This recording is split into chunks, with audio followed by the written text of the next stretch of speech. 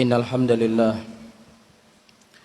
نحمده تعالى ونستعينه ونستغفره ونعوذ بالله من شرور أنفسنا ومن سيئات أعمالنا من يهد الله فلا مضل له ومن يضلله فلا هادي له أشهد أن لا إله إلا الله وحده لا شريك له إقرارا به وتوحيدا وأشهد أن محمدا عبده ورسوله يقول الله تعالى في كتابه الكريم يا أيها الذين آمنوا اتقوا الله حق تقاته ولا تموتن إلا وأنتم مسلمون يا أيها الناس اتقوا ربكم الذي خلقكم من نفس واحدة وخلق منها زوجها وبث منهما رجالا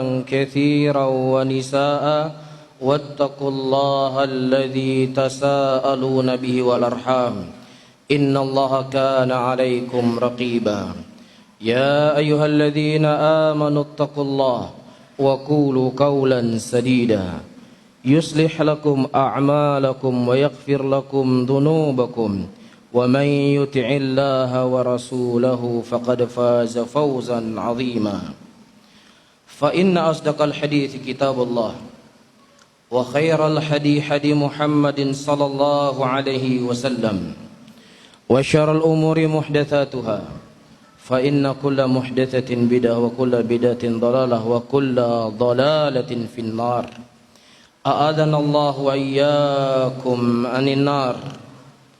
Saudara-saudaraku kaum muslimin, jamaah Jumat yang dirahmati oleh Allah tabaraka wa taala, di antara nikmat yang sangat agung yang Allah Subhanahu wa taala anugerahkan kepada kaum mukminin ketika Allah Subhanahu wa taala mengutus kepada mereka seorang rasul.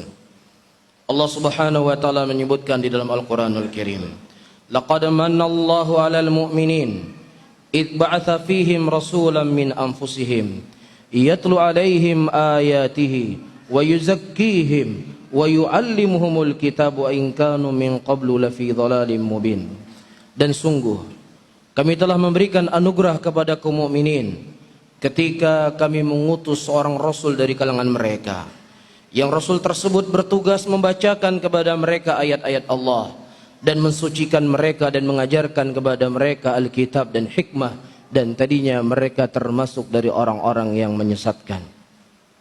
Dan siapa saja di antara kita yang mentaati Rasul Karim ini, Allah Subhanahu wa taala telah menjamin kepada kita kemenangan dan kesuksesan. Allah Subhanahu wa taala mengatakan dalam Al-Qur'anul Karim, "Wa may yuti'illaha wa rasulahu faqad faza fawzan 'azima." Barang siapa yang seseorang taat kepada Allah dan taat kepada Rasul, maka sungguh dia telah mendapatkan kemenangan yang sangat besar. Dan Nabi Yunus sallallahu alaihi wasallam telah menyebutkan dalam hadisnya, "Kullu ummati yadkhulunal jannah illa man aba." Qila man aba ya Rasulullah? Qala man ata'ani dakhala jannah wa man asani faqad aba. Rasulullah sallallahu alaihi wasallam menyebutkan dan memberikan kabar gembira kepada kita, seluruh umatku mereka semuanya akan masuk dalam surga kecuali siapa saja yang enggan masuk dalam surga. Kemudian para sahabat bertanya, "Ya Rasulullah, siapa orang-orang yang enggan masuk surga? Kok bisa orang tidak mau masuk surga? Dalam keadaan surga itu dia akan mendapatkan kenikmatan apa yang terbetik dari hatinya. Kenapa mereka tidak ingin masuk surga?" Nabi SAW memberikan barometer kepada kita. Man ata'ani dakhalal jannah. Barang siapa yang seseorang taat kepadaku, dia akan masuk dalam surga. Dan barang siapa yang seseorang bermaksiat kepadaku, maka mereka adalah orang-orang yang enggan untuk masuk ke dalam surga.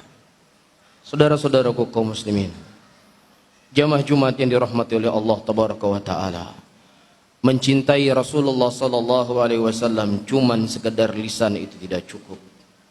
Tidak ada satupun manusia yang paling saya cintai di muka bumi ini lebih daripada cinta saya kepada Rasulullah sallallahu alaihi wasallam. Hanya sekedar ucapan itu tidak cukup. Orang-orang munafikin yang Allah Subhanahu wa taala mengkhabarkan keadaan dan kondisi mereka innal munafiqina fi darki asfali minan nar. Sesungguhnya orang-orang munafik mereka berada di kera api neraka. Apa yang Allah Subhanahu wa taala sebutkan tentang mereka? Idza ja'akal munafiquna qalu nashhadu innaka la rasulullah wallahu ya'lamu innaka la rasuluh wallahu yashhadu innal munafiqina lakadzibun. Ketika datang orang-orang munafik kepada engkau, mereka mengatakan nashhadu, kami mempersaksikan, innaka, sesungguhnya engkau wahai Muhammad benar-benar rasulnya Allah Subhanahu wa taala. Wallahu ya'lamu innaka la rasuluh, dan Allah mengetahui engkau adalah benar-benar rasulnya Allah. Apa kata Allah? Wallahu yashhadu innal munafiqina lakadzibun. Allah Subhanahu wa taala mempersaksikan bahwasannya orang-orang munafik mereka itulah pendusta. Tidak cukup saudara-saudaraku muslimin kita mencintai Nabi kita Muhammad sallallahu alaihi wasallam sekedar dengan lisan yang terucap di mulut kita, tidak cukup. Dajjal, ia akan datang nanti di akhir zaman. Ia akan memberikan fitnah kepada muslimin. Disebutkan dalam sebuah riwayat hadis yang sahih, ketika Dajjal bertemu dengan beberapa sahabat Rasulullah sallallahu alaihi wasallam.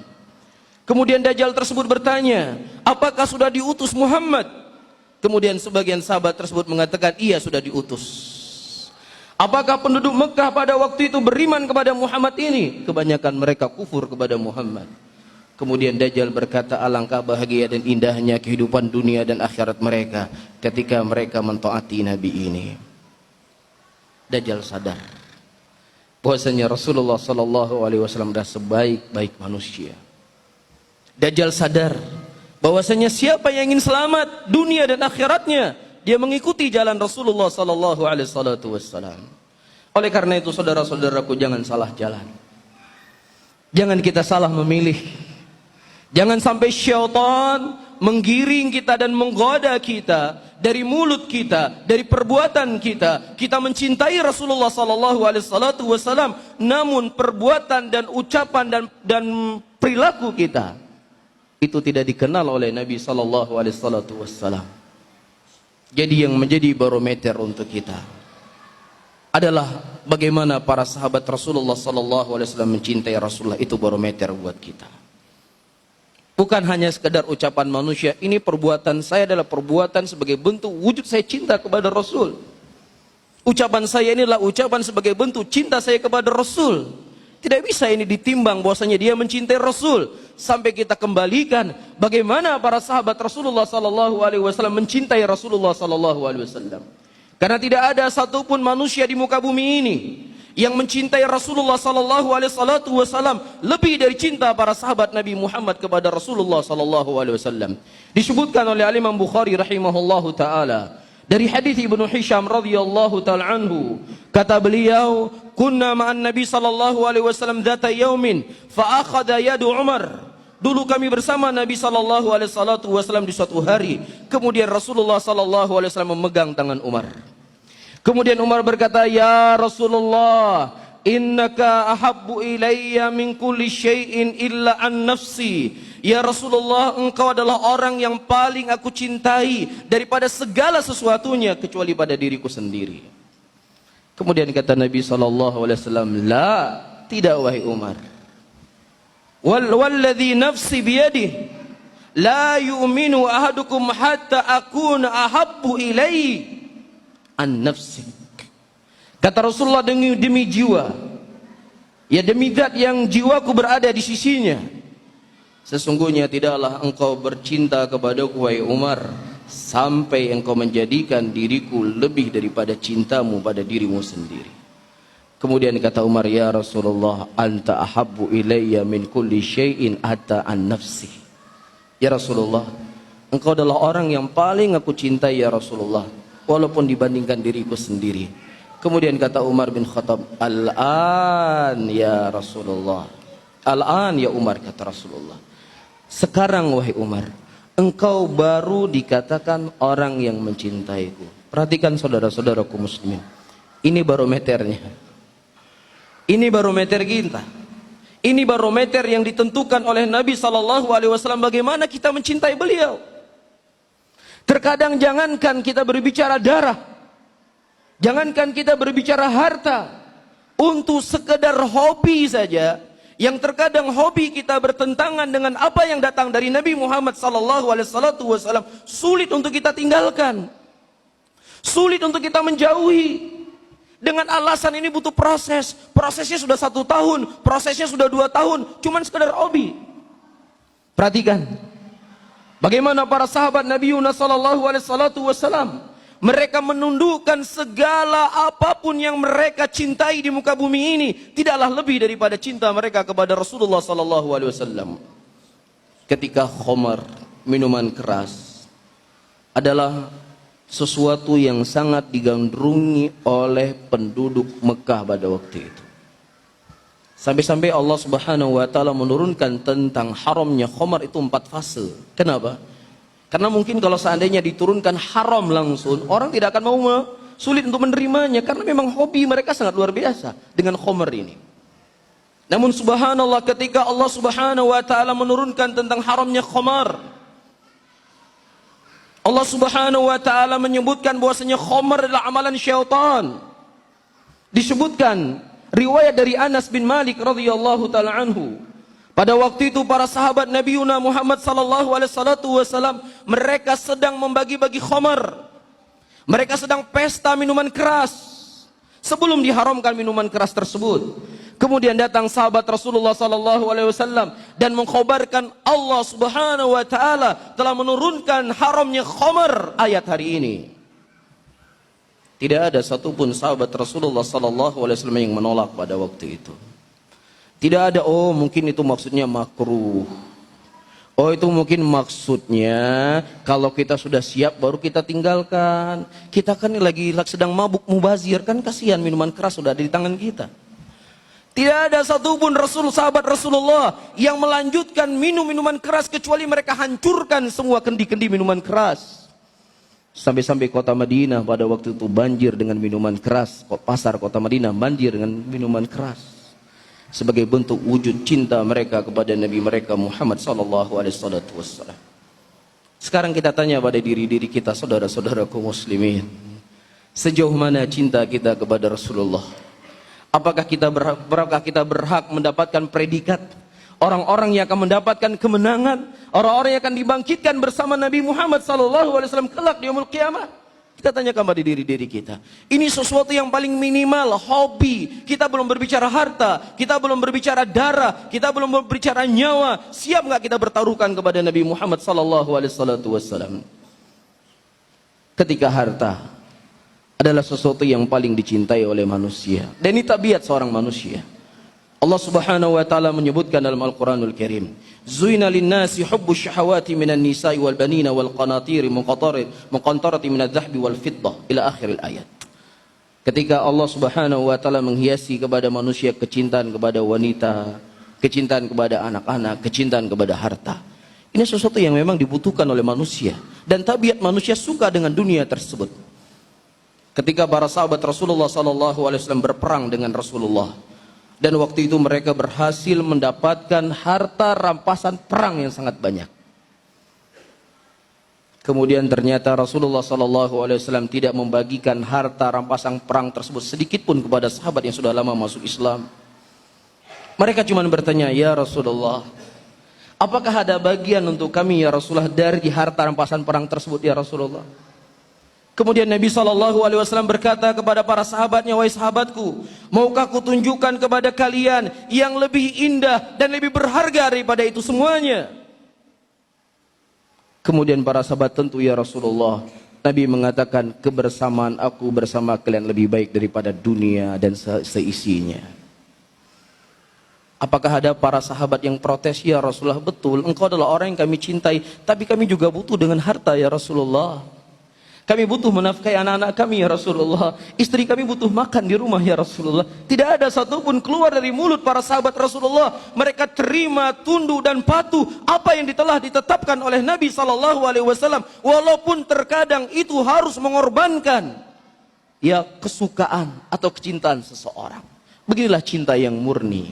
Beginilah cinta yang suci, dari hati yang suci, dan bentuk cintaan kepada Nabi. Demikian dicontohkan oleh para sahabat Nabi Muhammad sallallahu alaihi wasallam. Begitu juga nyawa. Disebutkan dalam sebuah riwayat yang sahih dari Zaid ibnu Dathanah. Pada waktu itu Zaid ibnu Dathanah ditangkap oleh orang-orang musyrikin, dan waktu itu dia mau dieksekusi. Kemudian Abu Sufyan, pada waktu itu beliau masih musyrik dan belum masuk Islam. Dia berkata kepada Zaid ibnu Dathanah, "Wahai Zaid, ansyadukullah, aku bersaksi bersumpah dengan nama Allah, apakah engkau ingin Muhammad berada di sini menggantikanmu dan aku sembelih kepala Muhammad tersebut?" Apa kata Zaid ibnu Dathanah? Dalam keadaan dia mau dieksekusi, mau dibunuh. Apakah dia cinta Rasulullah yang menggantikan posisinya untuk dibunuh? Kata Zaid ibnu Dathanah, kalau seandainya aku berkumpul dengan keluargaku dan Nabi Muhammad sallallahu alaihi wasallam terkena durinya, aku tidak siap, aku tidak rela, tidak ridha ada duri yang mengenai kaki Nabi Muhammad sallallahu alaihi wasallam. Nyawa siap mereka pertaruhkan untuk Nabi Muhammad sallallahu alaihi wasallam. Bahkan ketika Rasulullah berjalan dengan Abu Bakar Siddiq, orang-orang musyrikin mengejar Rasulullah, mengusir Rasulullah dari kota Mekah menuju Madinah. Abu Bakar Siddiq pada waktu itu tidak tenang. Terkadang beliau berjalan ke depan, terkadang beliau berjalan ke kiri. Kemudian Rasulullah berkata, "Ya Abu Bakrin, berjalanlah bersamaku di sini ya Abu Bakrin." Kemudian Abu Bakar berkata, "Ya Rasulullah, aku tidak ingin ada orang nanti yang memanah engkau ya Rasulullah, akan mengenai badanmu ya Rasulullah. Biarkan aku yang kena ya Rasulullah." Demikian perjuangan para sahabat Nabi sallallahu alaihi wasallam, apapun mereka siap korbankan untuk Nabi Muhammad sallallahu alaihi wasallam. Bahkan disebutkan dari Abu Ayyub Al-Ansari radhiyallahu taala anhu, ketika Nabi sallallahu alaihi wasallam menginap di rumah Abu Ayyub beberapa malam, dan Rasulullah minta agar beliau istirahat di lantai bawah. Kemudian di malam harinya Abu Ayyub berada di lantai 2. Dia berkata kepada istrinya, "Wahai istriku, celaka engkau wahai istriku. Bagaimana mungkin kita bisa tidur di atas sementara Nabi kita Muhammad sallallahu alaihi wasallam berada di bawah kita?"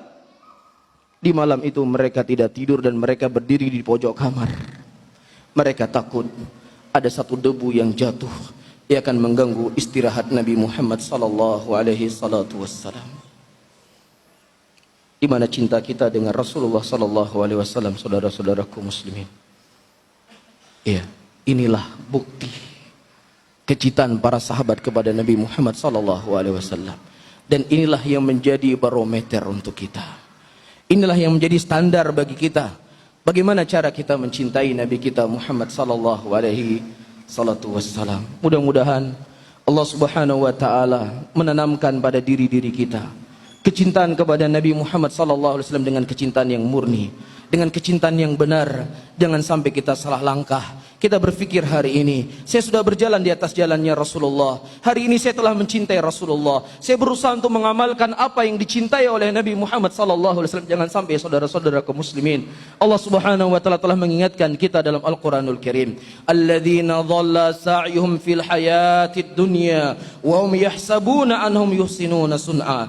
Dan orang-orang yang mereka sesat jalannya di muka bumi ini, mereka menyangka bahwasanya mereka telah melakukan amalan yang dicintai oleh Allah Subhanahu wa taala, padahal jalan tersebut adalah jalan yang dibenci dan dimurkai oleh Rasulullah sallallahu alaihi wasallam. Kita berdoa dan bermohon kepada Allah agar Allah Subhanahu wa taala selalu memberikan taufik dan hidayahnya kepada kita semuanya untuk bisa mencintai Nabi Muhammad sebagaimana para sahabat mencintai Rasulullah sallallahu alaihi wasallam. Barakallahu li wa lakum fil Qur'anil azim wa nafa'ani wa iyyakum bima fihi minal ayati wa dzikril hakim. Fataqabbalallahu minni wa minkum innahu samii'un 'aliim.